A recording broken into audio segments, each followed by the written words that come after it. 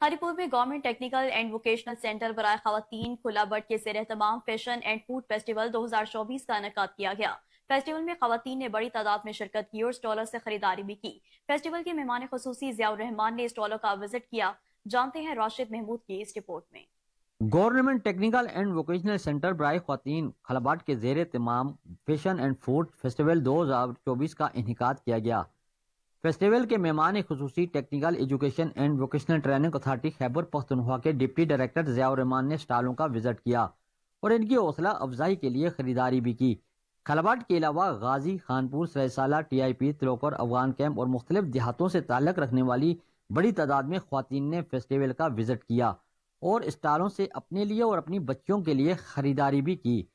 Fashion and food festival میں طلبات کے درمیان C B T, dress making level 2، fashion designing level 3، computer operator level 2، beautician level 2، beautician level 3، industrial سلائی machine operator courses میں مقابلوں میں فرسٹ آنے والی طلبات کو شیلڈ اور سرٹیفکیٹ بھی دیے گئے۔